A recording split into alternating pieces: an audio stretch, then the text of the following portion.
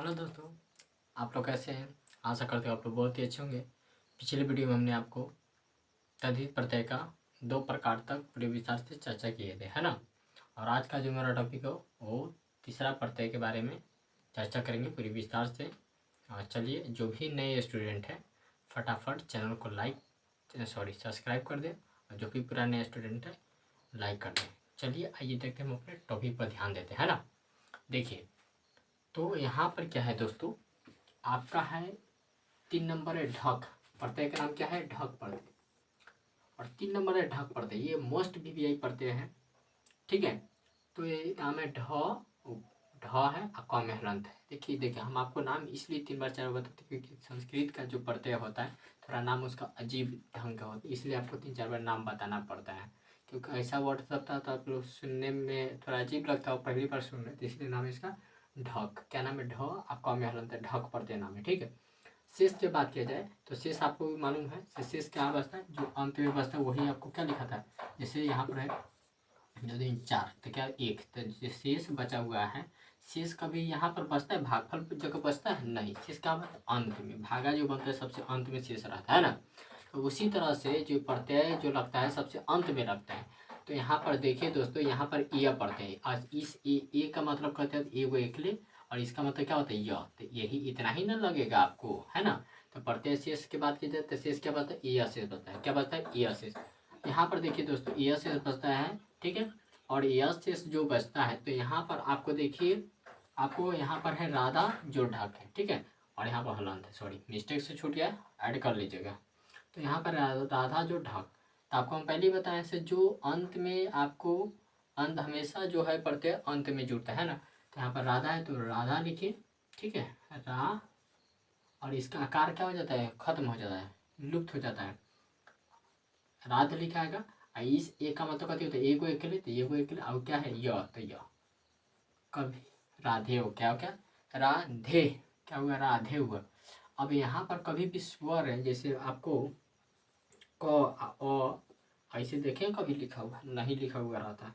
क्यों? क्योंकि क में ही अ छुपा हुआ रहता है। समझ में आया दोस्तों? कभी भी ऐसे देखें क औ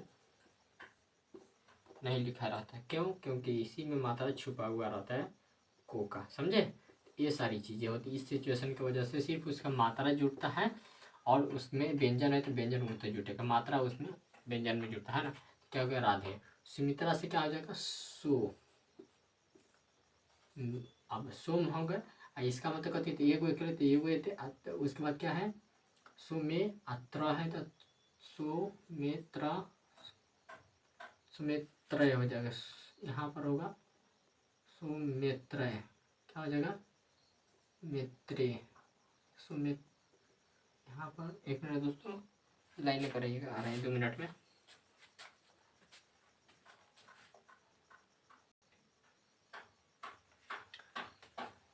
तो देखिए दोस्तों, यहाँ पर जो आपको है, यहाँ पर क्या है? आपको में और त्र है, तो यहाँ पर आकार खत्म हो गया, लुप्त हो जाता है, ठीक है। और इस एक का मतलब क्या होता है? एगो एकले, तो यहाँ पर एगो एकले दी, उसके बाद क्या य है तो यहाँ पर य दीजिए, तो क्या हो गया? सुमित्रे। क्या हो गया? सुमित्रे हो गया। नहीं, अंजना है तो अंजना क्या लिखे? अंज ने, इसका मतलब एगो एकले य, नहीं तो क्या हो गया? आंजने। क्या हुआ दोस्तों? आंजने हुआ, आंजने नहीं, क्या हुआ? आंजने, है ना। कुंती से क्या हो जाएगा? कौनते, कौनते। समझ में? तो देखिए, आप एक चीज आप ऐड किए होंगे, यहाँ पर सीधे सुमित्रा था, सुमित्रे कैसे हो गए? सुमित्रे कैसे हो गए? तो देखिए, आपको प्रत्यय में अंत में देखना है, अंत में ए और य है, तो अंत में सब का देखिए ए य की मात्रा, ए और य की मात्रा है ना एकले, और सब में अंत में य है। इससे आपको थोड़ा इसमें प्रत्यय में, इस प्रत्यय में क्या होता है? ये जो है आपको भगवान के नाम है। देखिए, राधे कृष्ण की पत्नी है, सुमित्रे रामायण में कोई नाम है, अंजना हनुमान जी की मम्मी है, कौनते ये भी आपको रामायण में महाभारत में की कोई पात्र का नाम है, जो हम उतना डिटेल में नहीं जाते हैं, बस तो आपको रामायण या महाभारत का पात्र सब है। और ये आपको अंत में आपको पहचाने का तरीका अंत में क्या है, ये तो बचा है, सब में अंत में देखिए एक बराबर है, भले शुरू में थोड़ा चेंज हो वो अलग बात है, इसको याद कीजिएगा, आपको बहुत ही इंपॉर्टेंट, फटाफट इसका स्क्रीनशॉट लीजिए, है ना।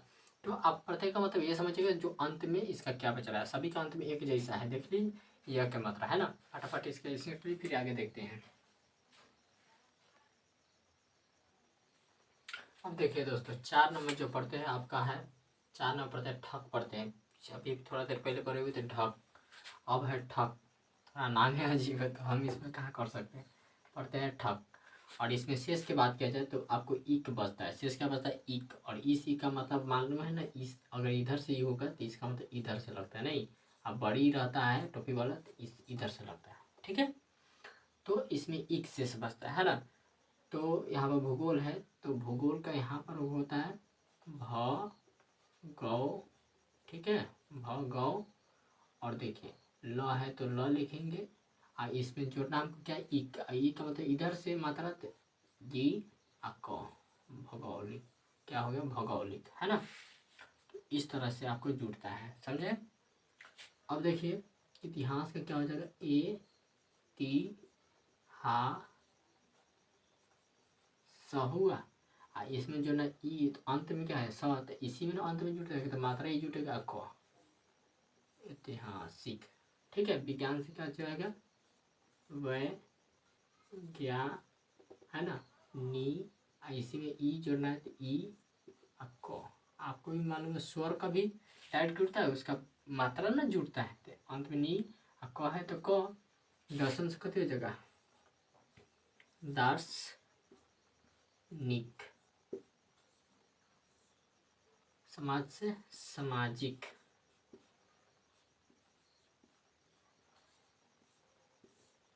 तो अब देखिए दोस्तों यहाँ पर क्या है, आपको सब में बोलने में अंत में ई का रहा होगा, है ना। तो यहाँ पर थोड़ा चेंज होता है, जैसे यहाँ पर वी था तो कथी हो गया वाई हो गया, यहाँ पर ई था तो कथी ये हो गया। तो इतना आपको नहीं देखना, आपको अंत में देखना है, सब में सेम वह हूबहू यही वर्ड लगा हुआ अंत में। तो भूगोल से क्या होता है भौगोलिक, इतिहास से ऐतिहासिक, विज्ञान से वैज्ञानिक, दर्शन से दार्शनिक, समाज से समाज, इस तरह से पुराण से क्या हो जाएगा पौराणिक हो जाएगा। तो इस तरह से आपको ठग पढ़ते में इक से बचता, क्या मतलब इक ई आ क इक से बचता है। तो समझ में आया, जो प्रत्यय होता है वो अंत में जुड़ता है, और क्या हो गया दर्शन से दार्शनिक, तो शब्द में परिवर्तन कर देता है, बदलाव करता है, और इसका अर्थ अब अलग हो गया, है ना।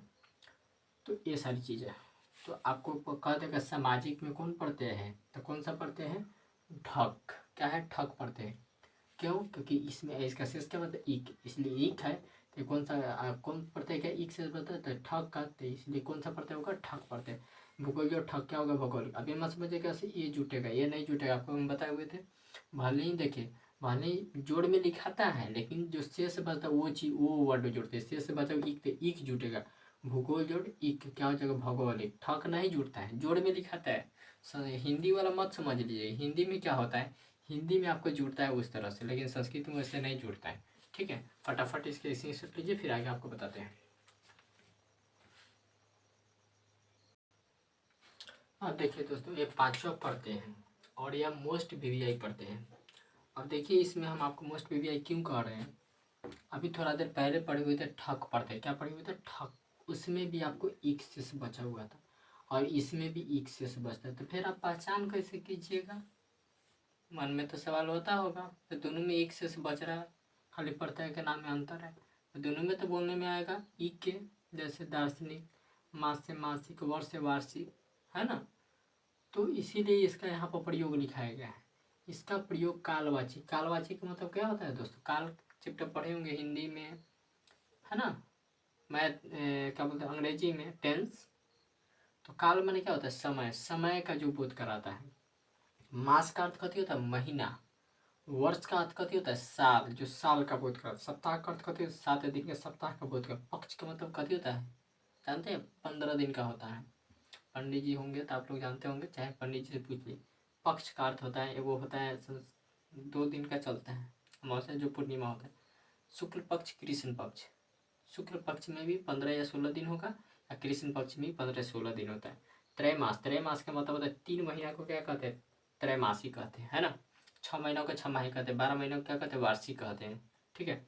त्रैमास, त्रैमास का होता है 3 महीना त्रैमासिक हो गया।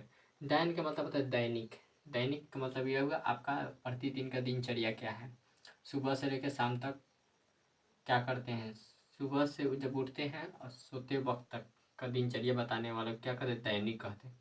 तो वही है, ये सब जो प्रत्यय होगा ठैया प्रत्यय किस में लगेगा, तो आप अगर जब भी ऐसा वर्ड दिखेगा तो समझिएगा ठैया प्रत्यय है, दोनों में सेम चीज़ है, लेकिन उसमें क्या था, वहाँ पे इतिहास था, सामाजिक था, है ना, ये सब वर्ड था, आपको भौगोलिक था, तो उस भौगोलिक से चाहे इतिहास से आपको समय का बोध करा रहा है, निश्चित समय का। इस मास का मतलब जानते हैं महीना, जैसे 30 दिन 31 दिन होता है। वर्ष का मतलब जानते हैं साल होता है, 12 महीने का साल होता है। तो उसमें इस समय का बोध करा रहा है, वो तो समय का बोध है, तो आपको वर्ड से पता चल जाएगा से कौन प्रत्यय मारिएगा। समझ में आया? तो दोनों में एक से बता, लेकिन दोनों में अंतर है, याद रखिएगा। इसका प्रयोग कालवाची में, उसका कालवाची शब्दों में नहीं होता है, ठीक है। तो मास से क्या हो जाएगा, हम फिर ई का मतलब क्या होता है, इधर से ई लगता है, अक्वा लगेगा नहीं, है ना, तो क्या हो जाए, मास से क्या होता है आपको मासिक होगा, क्या होगा माँ, आई में से ई लगेगा, अक्वा, तो क्या हो जाएगा मासिक, है ना। वर्ष से हो जाएगा वार्षिक, क्या हो जाएगा वार्षिक। सप्ताह से हो जाएगा साप्ताहिक,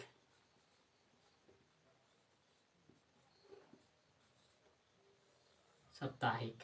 पक्ष से कथी हो जाएगा पक्षिक, क्या होगा पक्षिक, पक्षिक कृष्ण पक्ष शुक्ल पक्ष होता है। त्रैमास हो जाएगा त्रैमासिक, क्या हो जाएगा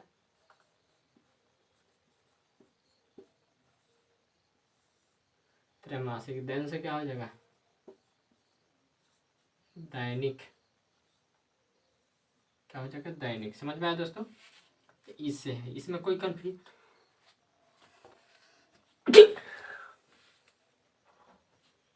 एक मिनट दोस्तों देखिए, यहाँ सब क्या है आपको, मास से क्या हो जाएगा मासिक, वर्ष से क्या हो जाएगा वार्षिक। अब देखिए सभी वर्ड को बोलने में आपको क्या रहा है ई का रहा है, और इसके बाद इधर से तो देखिए सब इधर से लगा हुआ लगा हुआ है ना।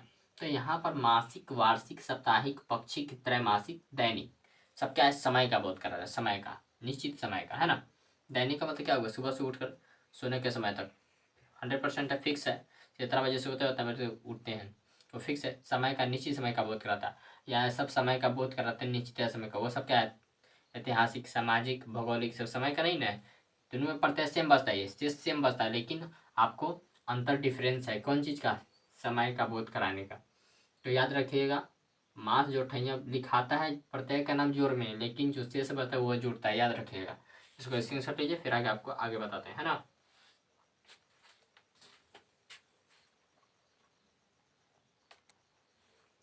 चलिए दोस्तों, अब जो है 6 नंबर है, और ये प्रत्यय का नाम क्या है आपको आइए, फक प्रत्यय, फ अक में हलंत है, फक। हम बोले ना आपको से नाम जो होता है संस्कृत में आपको प्रत्यय का अजीब अजीब नाम मिलेगा, तो सुनने में भी अजीब लगता होगा, तो हंसीएगा मत। हम क्या करें, नाम है तो आपको तो पढ़ाना ही पड़ेगा ना, है ना। तो इसका नाम फ अक में हलंत है, फक पढ़ते हैं, क्या नाम है फक, ठीक है।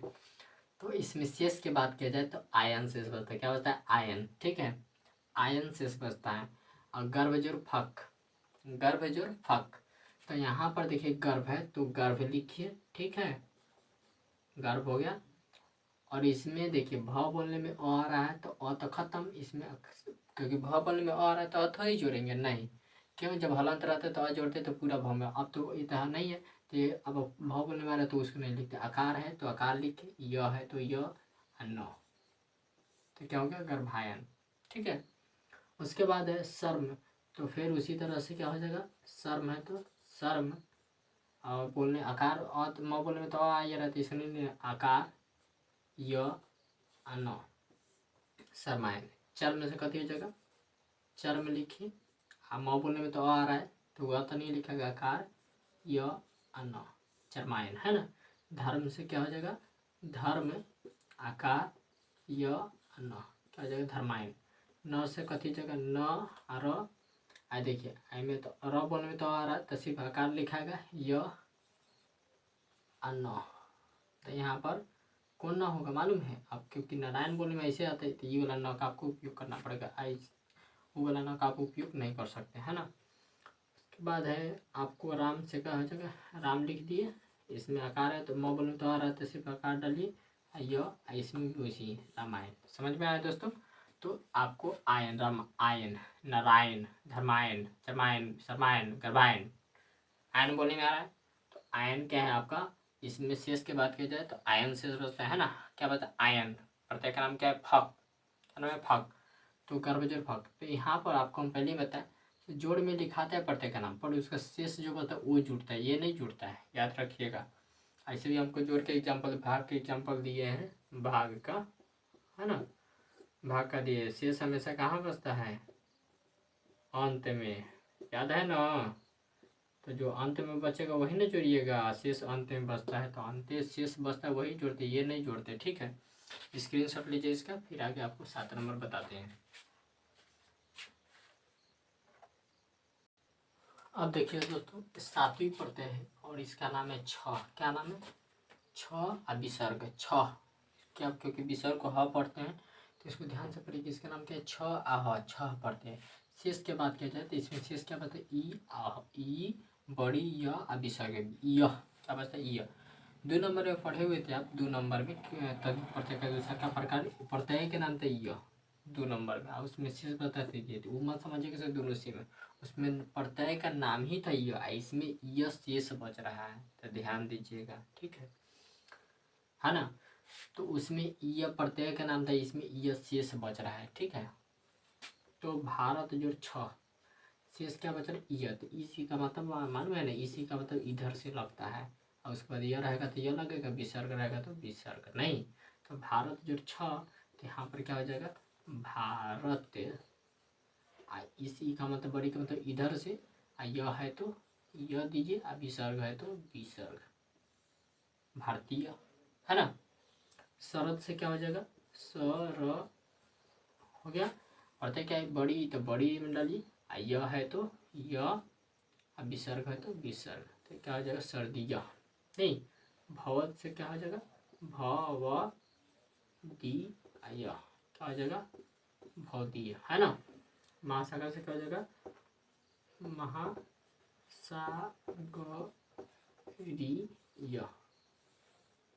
महासागरीय, है ना। जानक से कथी हो जाएगा, जानकीय, की, समझ में आया दोस्तों। ये सारी सिचुएशन है, जो शेष बचेगा उसी को हम जोड़ते हैं। बड़ी का मतलब इधर से लगेगा, है ना, समय देखिए इधर से लगा, यह है तो यह है, सब में यह है, विसर्ग है तो सब में विसर्ग है। पूछ देगा जानकी यह कौन सा पढ़ते हैं, कौन पढ़ते हैं, छ पढ़ते, क्यों, क्योंकि छ पढ़ते में क्या बचता है, यह से क्या बचता है, यह। समझ में आया दोस्तों। फटाफट इसका स्क्रीनशॉट लीजिए, फिर आपको आगे बताते हैं।